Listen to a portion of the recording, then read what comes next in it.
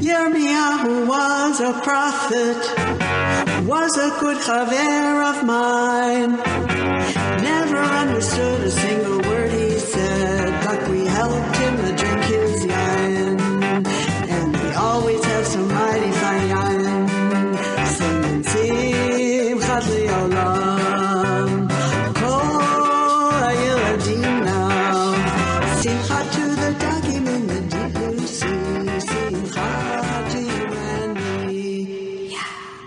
Welcome to the Haftarah Plethora video podcast, where we might not bring joy to the world, but we do talk about Jeremiah. But man, we talk about Isaiah and Isaiah. I'm wondering if Isaiah didn't pay off the sages to give him so much airtime. You could be onto something, Rick. It is indeed interesting that we read from the book of Isaiah more than any other book, up to 18 times over the course of the year. And we only read from Jeremiah 9 times at most. But Jeremiah was a bullfrog, and Isaiah never had a hit song with his name. Anyways, I'm Larry Herman, sipping some very fine wine and talking Haftarah today with my very good chaver, the king of consolation, Rick Muller. How are you doing this week, Rick? I'm thinking that everything today is thoroughly modern. Huh? Everything today makes yesterday slow. I suppose so. So beat the drums, because here comes thoroughly modern Millie, who we think is chic, unique, and quite adorable. I get it. That's the song from Thoroughly Modern Millie, and you're getting us ready for Millie time.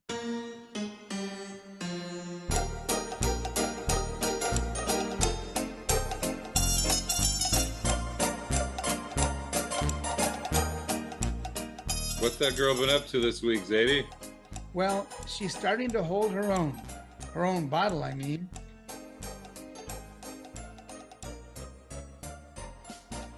And I see that she's quite the contortionist. Yep, I wish I had an ounce of her flexibility. And she pretty much smiles on cue. And who can resist smiling back? Can you say hi to all the people at the Haftarah Plethora? How about a big smile? But if we can get back to the Haftarah, we were wondering why we were going back and forth in the book of Isaiah last week. We were in chapter 54 2 weeks ago, then chapters 51 and 52 last week, and now we're back to the beginning of chapter 54. Then there's the fact that the Haftarah for Parsha Noah combines the Haftarah for Re'eh and this one for Tetzei. What's up with that? Isn't that confusing? No. No? You mean you understand it? Yet. Yet? Now you speak in Russian? You trying to confuse me? Lo. Okay, I get it. You're trying to say no as many different ways as you can. Rick, you catch on fast.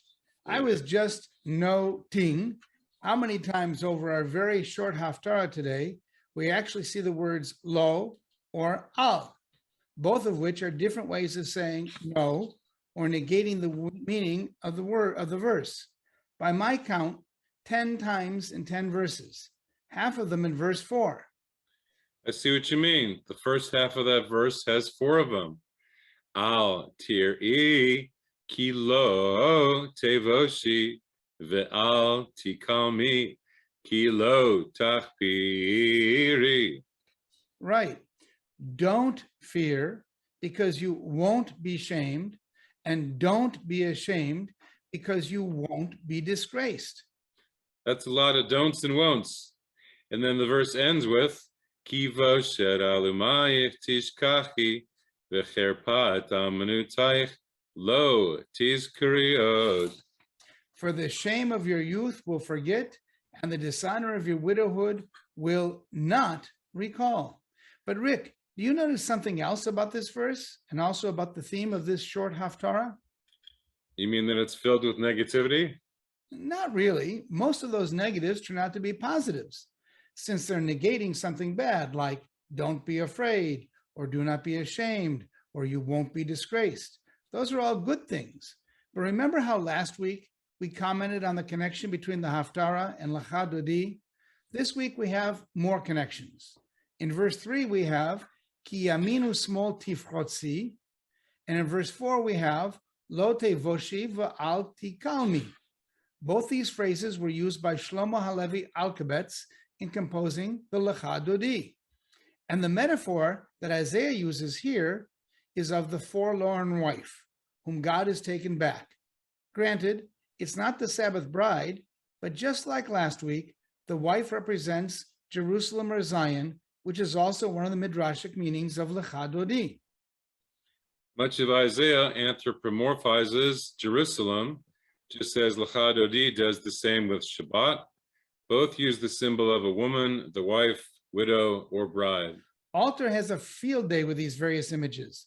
For him, the Ve'ulah, which the JPS translates as wife forlorn in verse 1, is translated by Alter as the one with a husband. He also sees a sexual connotation in the various references to the woman who is gratified by being redeemed from her condition of abandonment by God. God redeems his people and his holy city, just as Boaz redeemed Ruth. And have you noticed that 4 times in these 10 verses, there's a variation of so saith the Lord. In verse 1, it's Amar Adonai. Verse 6, two variations, Amar Elohayich and Kira'ach Adonai, reverse those. And verse 8, Amar Goalech Adonai. And verse 10, Amar Merachamech Adonai. Why the frequency, and what do the differences mean? Well, clearly, Isaiah wants the people to understand that this message of redemption is coming directly from God. But more than that, he wants to describe something of the character of God and his relationship to the people. In verse 8, the speaker is Adonai, your Redeemer, which loses something in the English translation, since Goalech conveys that the redeemed is a woman. Similarly, in verse 10, Mirachamech, which is literally your compassioner, or probably closer to your lover, again, the beloved being a woman. Pretty hot stuff, at least for the middle of the first millennium BCE. Cool down there, Tiger. You and Robert Alter seem to have a fixation there. Anyway, the trope for this Haftarah is hardly seductive or rousing. I don't get a pazer. You don't get any of your favorite Kadma v'Azlaz. But Rick, I'm sure you'll still find something interesting to say about the trope. Let's start by chanting the first 5 verses. What do you find interesting there? Well, what hits me at the beginning is the mention of children again. We've had that the last 5 weeks. We've noticed it in the way Isaiah writes. He appeals to the children, which appeals to the parents. So I see that again.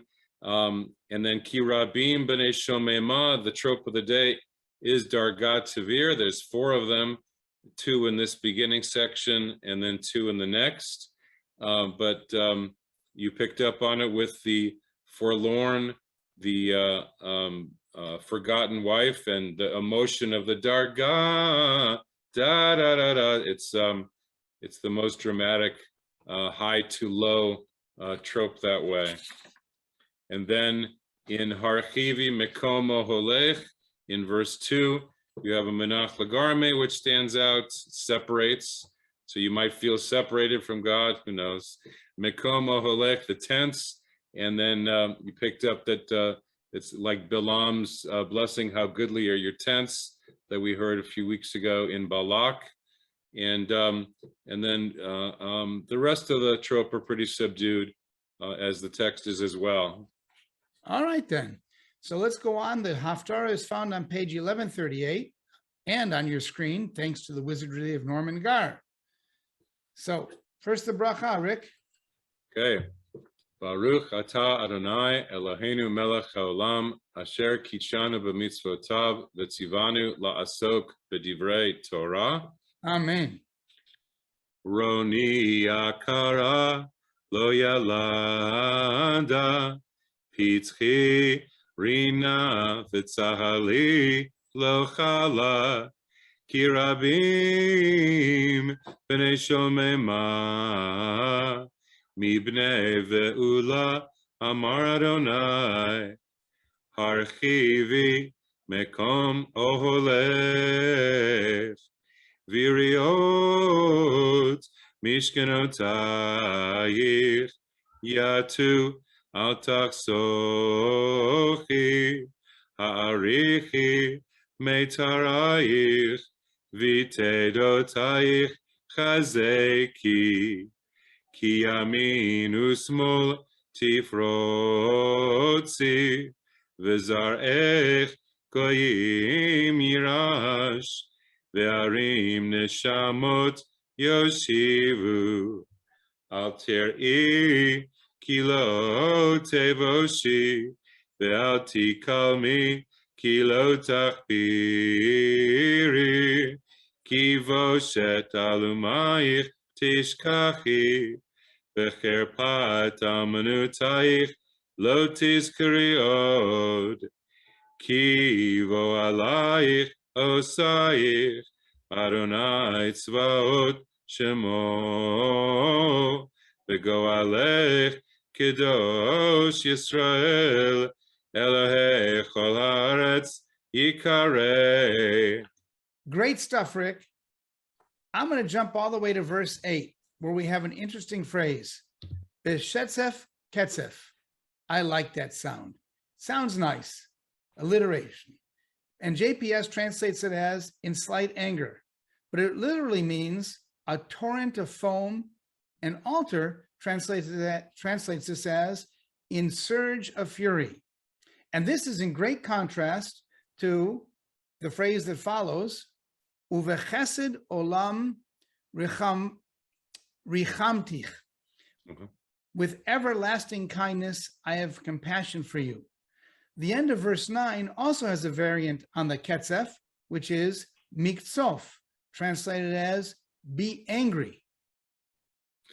Right. And then I like in the middle of that, you have the reference to the waters of Noah.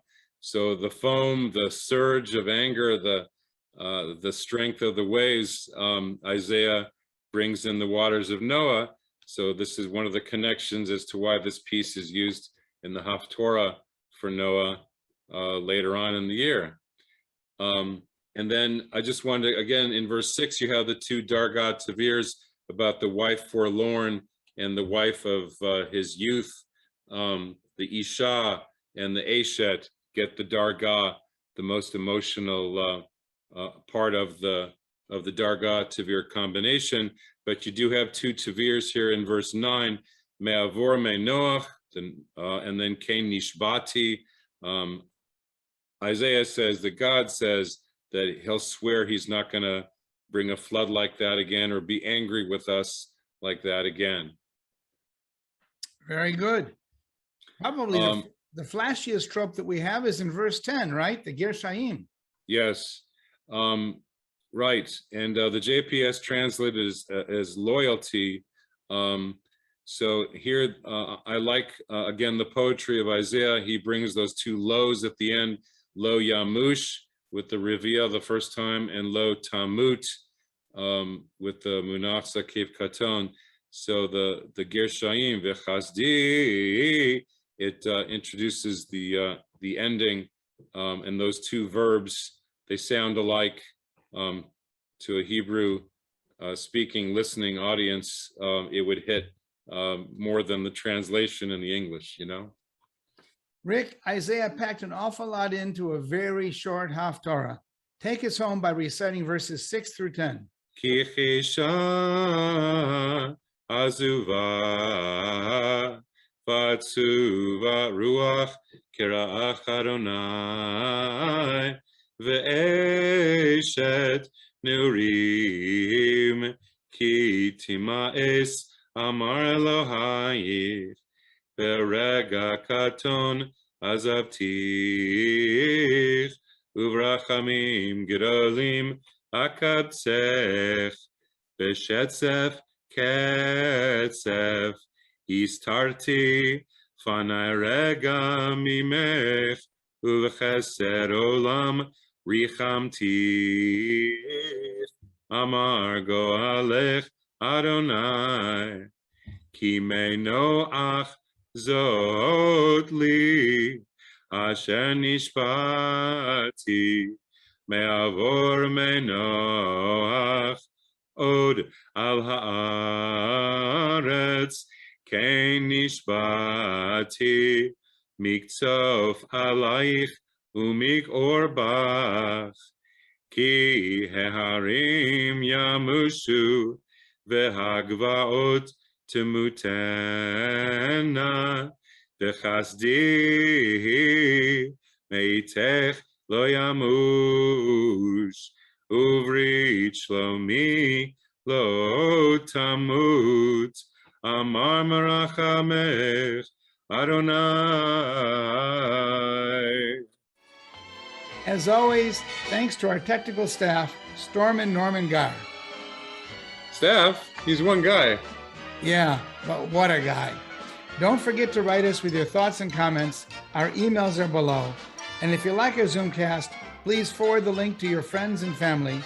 We wish you all a Shabbat Shalom, and don't forget to zoom into our Haftarah Plethora live at 6 p.m. Pacific Time on Sunday, August the 29th. It's your chance to join us and perhaps ask questions. We hope all of your coffees are topped with Ketzef foam. Bye-bye. Have a good one.